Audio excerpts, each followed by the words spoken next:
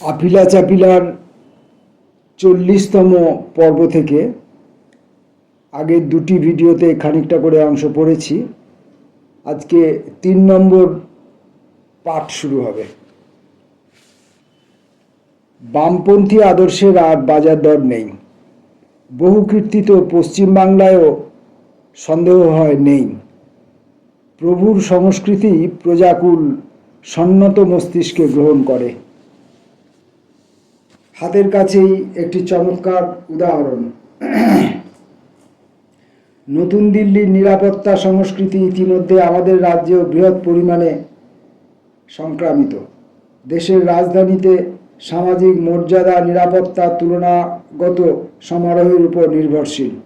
200-250 বছর আগে বাংলাদেশের গ্রামে কুমারী মেয়েরা শীত ঋতুতে উঠোনে বা বাড়ির ছাদে শাড়ি দিয়ে বড়ি দিতে বসত।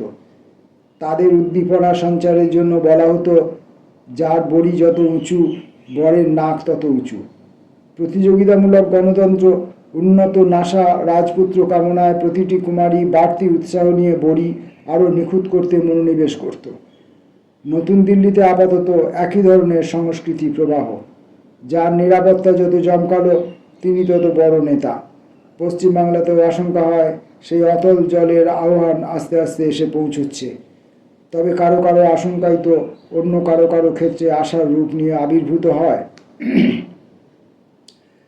নরকের কোনো অতলে যে অবতীর্ণ হওয়ার আশঙ্কা, তার একটি নমুনা স্মৃতিকে এখনও শিহরিত করে। নারায়ণ দত্ত তেওয়ারি তখন কেন্দ্রীয় শিল্পমন্ত্রী। দিল্লির উদ্যোগ ভবনে তাঁর সঙ্গে দেখা করতে গেছি। তেওয়ারি মশাইয়ের রন্ধ্রে রন্ধ্রে লখনৌই শিষ্টাচার। দেখা হলেই তিনি উঠে দাঁড়িয়ে আলিঙ্গনবদ্ধ করেন, নিয়ম করে একবার শরীরের ডান দিকে জড়িয়ে আর একবার বাঁ দিকে। তাঁর বাহু পাশে আপ্যায়নে এলিয়ে পড়া আমি ওই অবস্থাতেই হঠাৎ দেখি উভয় দিক থেকেই একজন প্রহরী আমাকে লক্ষ্য করে বন্দুক উঁচিয়ে। জীবনধারার ছাপ চেতনাকে গড়ে। ভারতীয় ঐক্য সংস্কৃতি কামনায় আমরা আবিষ্ট।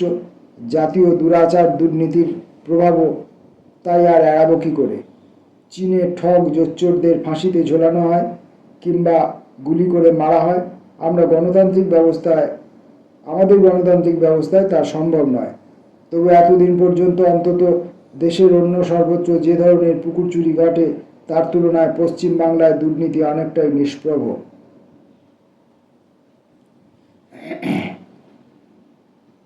পঞ্চায়েত ব্যবস্থায় বা সরকারের ওই বিভাগে ভ্রষ্টাচার নিয়ে অনেক গালগল্প প্রচারিত। তবে সেসব অধিকাংশই ছিঁচকে দুর্নীতি। ফাইলের গতি বাড়াবার জন্য 20-25 টাকার প্রসাদ যাত্রা, যা রাজপুরুষের হয়তো কোনো ব্যবসাদারের কাছ থেকে 1 বোতল বিদেশি হুইস্কি উপহার গ্রহণ, কোনো হাবাগোবা মন্ত্রী 1 বালতি রান্না করা মুরগির মাংস ভেট পেয়েছেন এক দালালের কাছ থেকে। সার্কিট হাউসে দরজা জানলা বন্ধ করে সপরিবারে তার সদ্ব্যবহার। দিল্লি, মুম্বাই, চেন্নাই, পাটনা, অন্যত্র যে হাজার হাজার কোটি জনসাধারণের অর্থ দুর্নীতির বেপরোয়া চোরাপথে অদৃশ্য হয়ে যায়, তা ভীরু বাঙালি জাগতিক সম্পত্তি সৃষ্টির প্রলোভন কল্পনার বাইরে। তবে কে জানে, জাতীয়তাবোধের মোহিনী মায়ায় সুরক্ষা দৃঢ় করার ক্ষেত্রে যেমন দুর্নীতির ব্যাপারেও পশ্চিমবাংলা সম্ভবত এখন থেকে আর পেছিয়ে থাকতে অসম্মত হবে। অভিপ্সা যেহেতু এক জাতি, এক প্রাণ, এক দেবতা। মহাকরণে থাকাকালীন কিছু কিছু ছিঁচকে দুর্নীতির বিচিত্র অভিজ্ঞতার কথা এই সুযোগে না হয় লিপিবদ্ধ করি। আবগারি দপ্তরের দায়িত্বে আছি। খবর পৌঁছালো দপ্তরের কর্মচারীরা চোলাই ধরতে শহরের দক্ষিণ প্রান্তে এক বাজারে হানা দিয়েছিলেন। চোলাইকারীদের সঙ্গে তাদের সংঘর্ষ হয়েছে। বেশ কয়েকজন সরকারি কর্মী জখম হয়েছেন। একজন আবগারি ইন্সপেক্টরের আঘাত গুরুতর। তাকে হাসপাতালে দেখে এলাম। বহু ব্যান্ডেজ, জর্জরিত শরীর। আবগারি দপ্তরের সচিবকে বললাম, ইন্সপেক্টরটি কর্তব্য সম্পন্ন করতে গিয়ে প্রহৃত হয়েছেন। এসব ক্ষেত্রে তো নিয়ম আছে, বিশেষ পুরস্কার ঘোষণা। আপনি দয়া করে ফাইল চালু করুন, আমি এর জন্য পুরস্কার মঞ্জুর করব। সপ্তাহ যায়, মাস যায়, 2-1 বার সচিবকে মনে করিয়ে দিয়েছি, কিন্তু ফাইল আর চালু হয় না। একদিন সচিবকে চেপে ধরলাম, কি ব্যাপার বলুন তো, আপনি প্রস্তাবটি পাঠাচ্ছেন না কেন? সচিব কাচুমাচু জবাব দিলেন, স্যার, এই ক্ষেত্রে পুরস্কার ঘোষণা বোধহয় সমীচীন হবে না। আমি অবাক, কেন? সচিব জানালেন, একটি বিশ্বাসভঙ্গের ঘটনা ঘটেছে। ইন্সপেক্টরটি দলবল নিয়ে গিয়ে আগের রাত্রিরে মাসের তোলা নিয়ে এসেছেন। পরের সন্ধ্যায় কি অন্যায় চোলাই উদ্ধারে গেছেন, বিশ্বাসভঙ্গের এর চেয়ে বড় উদাহরণ আর কি হতে পারে? তেমন ভয়ানক কিছু কিন্তু নয়। একটু আধটু পুকুর চুরি করে বহুতল বাড়ি তোলা হচ্ছে কলকাতায় ও আশেপাশে, লাভের বখরা অনেকে পাচ্ছে, এসব তো সর্ববিদিত সত্য। তবে বাঙালি কল্পনা শক্তি এখনও প্রধানত কাব্যচর্চা ও খুদে পত্রিকা বের করার জন্য প্রবাহিত হচ্ছে। তবে জাতীয় ঐক্য ও সংহতির প্রভাবে সেই প্রতিভা যে গতিধারা বদলাবে না, তঞ্চকতার মহাসমুদ্রে গিয়ে মিশবে না অদূর ভবিষ্যতে, কে বলতে পারে? এবং বিধ আতঙ্ক অমূলক বলা চলে না। এখন তো দেশের সর্বোচ্চ আদালতের প্রধান বিচারপতি বলছেন সারা দেশে বিচারকদের মধ্যে শতকরা 30% অসাধু, তাই বৃত্তান্তটি বর্ণনা করতে অস্বস্তি বোধ হচ্ছে না। এক জেলার আবগারি সুপারিনটেন্ডেন্ট খবর পাচ্ছি প্রচুর উৎকোচ গ্রহণ করেছেন, পাকা খবর, কিন্তু প্রত্যক্ষ প্রমাণ নেই।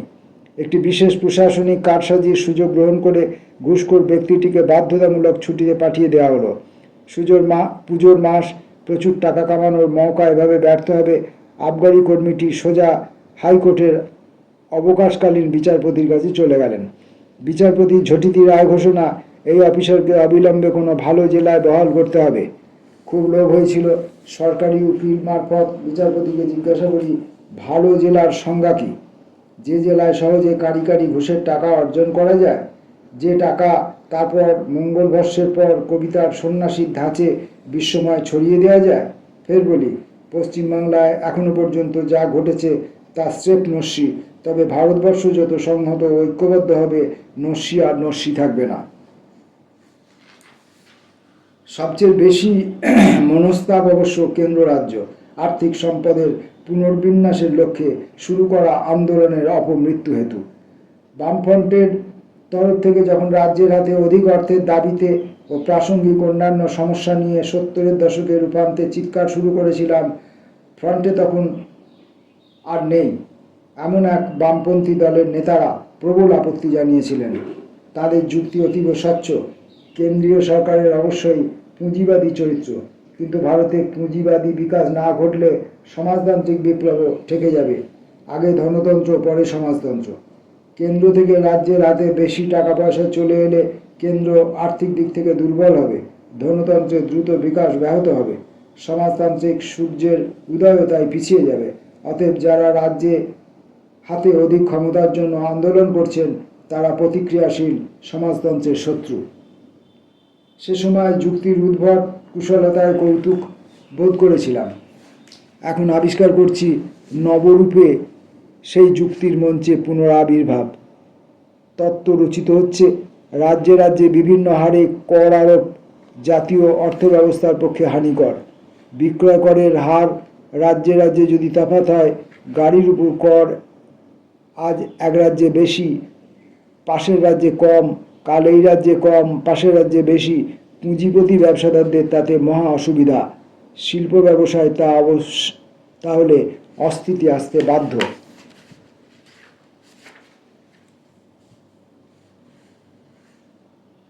ভারতবর্ষ এগোলে পশ্চিমবাংলাও এগোবে।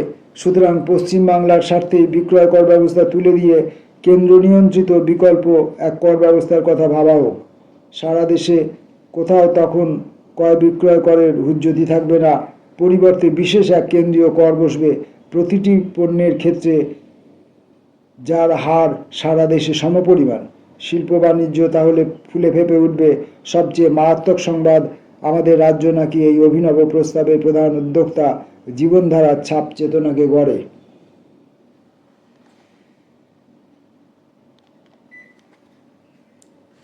এটা তো প্রমাণিত সত্য। প্রচুর গোপন নির্দেশিকা ওয়াশিংটন থেকে দিল্লিমুখ হয়েছে গত 20 বছরে। বিশ্বব্যাংক ও আন্তর্জাতিক অর্থভাণ্ডারের তরফ থেকে ভারতবর্ষের কেন্দ্রীয় সরকারের উপর কাঁড়ি কাঁড়ি উপদেশ বর্ষণ করা হয়েছে। রাজ্যগুলিকে আর্থিক অসুবিধায় ফেলে কেন্দ্র নিজের ঘর ভালো করে গুছোক। রাজ্যগুলি যত বেশি অসাচ্ছল্যে পড়বে তত তারা পথে বসবে, তাদের তেঁটিয়া ভাব তত নিষ্প্রভ হবে, তত তারা নতুন দিল্লির পদলেহনে আগ্রহবান হবে। বিক্রয় কর বিলোপ করে প্রস্তাবিত পরিবর্তিত ব্যবস্থা এই অনুসৃত চক্রান্তের অন্যতম উদাহরণ মাত্র। অপরাপর বাস্তব সমস্যাগুলিও তো গর্তে মুখ লুকিয়ে থাকবে না। 80-র দশকের মাঝামাঝি কোনো সময় ইতালির নতুন দিল্লিস্থ রাষ্ট্রদূত মহাকরণে দেখা করতে এলেন। পিয়েত্রো নেত্রী প্রতিষ্ঠিত সোশ্যালিস্ট পার্টির সদস্য, চিন্তায় কর্মে বামপন্থী। ইতালীয় প্রকৌশল অনুসরণ করে হিমালয়ের সানুদেশে ব্যাপক ফল চাষের সম্ভাবনা নিয়ে তার মনে ন্যূনতম দ্বিধা নেই। রোমে কর্তা ব্যক্তিদের সঙ্গে কথা বলে ইতালি সরকারের কাছ থেকে সেই উদ্দেশ্যে একটি বিশেষ সাহায্য প্রকল্পেরও ব্যবস্থা করেছেন। তার বিশেষ ইচ্ছা, সাহায্যের বৃহৎ অংশ বামপন্থী পশ্চিম বাংলার দার্জিলিং শিলিগুড়ি অঞ্চলের জন্য বরাদ্দ হোক। কিন্তু নতুন দিল্লির রাজপুরুষদের কিছুতেই রাজি করাতে পারছেন না। তারা পুরো টাকাটা পাঞ্জাব, হিমাচল প্রদেশ, উত্তরপ্রদেশ, মহারাষ্ট্র, কর্ণাটকের জন্য বরাদ্দ করবেন, পশ্চিমবাংলার জন্য পাই পয়সাও নয়। নতুন দিল্লিতে রামসেবক বা নেহরু গান্ধী আসক্ত যারাই হাত ধরুক না কেন, বিভিন্ন আদর্শ অনুগত অঙ্গরাজ্য সরকার সম্পর্কে এই বিদ্বিষ্ট চিন্তা তো আগামী দিনে শতই মিলিয়ে যাবে না। নিখাত ত্রিশূল উচানো রামভক্তিতে অথবা পারিবারিক সামন্ততন্ত্রের প্রতি অনুরাগে যদি আমরা আপ্লুত হই, তাহলে অবশ্য অন্য কথা।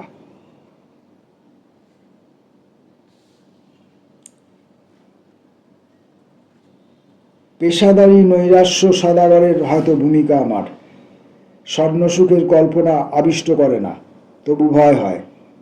যাদের সমর্থনে ও আশীর্বাদে পশ্চিমবাংলায় বামপন্থী আন্দোলনের পুষ্টি ও বর্ধন, কিছু কিছু সাম্প্রতিক সিদ্ধান্তে তাদের প্রতি কি অন্যমনস্ক ঔদাসীন্য প্রদর্শিত হচ্ছে না? শ্রেণীত্যাগের প্রসঙ্গ না হয় শিখে তোলা থাক। সমাজ বিপ্লব যেখানে বহু দূরের আকাশ, হঠাৎ শ্রেণী সমন্বয়ের হতভম্ব করা বার্তা কি মঙ্গলদান করবে হতদরিদ্র আজন্ম লাঞ্ছিত কোটি কোটি সাধারণ মানুষকে? আতঙ্কে আরও লীন হতে হয় যখন চোখে না পড়ে পারে না যারা সাম্যবাদী চিন্তা ও আদর্শের চরম বৈরী বলে এতদিন পরিচিত ছিলেন, তারাই এখন প্রধান শুভানুধ্যায়ী ও পরামর্শদাতার ভূমিকায় অবতীর্ণ। সুসময়ে অনেকেই বন্ধু বটে, মুশকিল হলো কিছু কিছু বিজ্ঞজনের ধারণা সুসময়ের অক্ষয় জীবনায়ু। জাতীয় ঐক্য ও সংহতি যেহেতু বিশ্বাসের কেন্দ্রবিন্দুতে, জাতীয় রাজনীতির কারাগারে স্বেচ্ছাবন্দী আমরা। আদর্শ শূন্য নীতিহীনতার ফসল কুড়িয়েই সম্ভবত অনির্দিষ্টকাল বাঁচতে হবে। কংগ্রেস ভারতীয় জনতা পার্টির অনুগামীদের মধ্যে প্রভেদীকরণ যেমন সহজ নয়, চমকপ্রদ অন্য দৃশ্যাবলীও তো দেখতে হচ্ছে। দলিতদের নায়কত্ব যারা দাবি করেন, মুখ্যমন্ত্রিত্বের টোপ ফেললেই তারা মনুবাদীদের সঙ্গে ভিড়ে যান। তথাকথিত সমাজবাদীরা বাঘা বাঘা পুঁজিওয়ালার তল্পিবাহকে পরিণত হন। আন্তর্জাতিক সাম্যবাদী সংগঠনের মস্ত চাই বিশ্ব হিন্দু পরিষদের পতাকা ঊর্ধ্বে তুলে ধরে পাকিস্তান বিজয়ের সুখস্বপ্নে বিভোর হতে ভালোবাসেন। এদের কারো না কারো সঙ্গে মিতালি করে ভারতবর্ষকে সুস্বাস্থ্যে প্রত্যাবর্তন করানো সম্ভব। যদি কেউ এমন দাবি করেন, ঢোক গেলা ছাড়া উপায় থাকবে না আমার। এবং সেই জন্য যে প্রবক্তা বলেন বিরাট ভুল হয়েছিল 96 সালে জ্যোতিবাবুকে প্রধানমন্ত্রী করার প্রস্তাবে সম্মতি দিলে ভারতবর্ষের ইতিহাস সম্পূর্ণ অন্যরকম হয়ে যেত, মনে হয় তারাই ভুল বলছেন। আর্যাবত্যের নীতিরহিত দানবদের সামলানো শিবের বাবার অসাধ্য। এদের ক্ষুদ্র স্বার্থ, প্রচণ্ড লোভ, এদের নিয়ে কোনো নীতি বা আদর্শের পাটিগণিত ধারাপাতি মানানো যেত না। মনে হয় না জ্যোতিবাবুও সফল হতেন। কোনো চরম প্রতিক্রিয়াপন্থী ব্যক্তি অর্থমন্ত্রী রূপে সমারূঢ় প্রধানমন্ত্রীকে সমীহ করার ব্যাপারে তার নিশ্চয়ই কোনো মাথা ব্যথা থাকতো না। তার ফরমান যেমনটা হয়ে আসতো খোদ ওয়াশিংটন থেকে।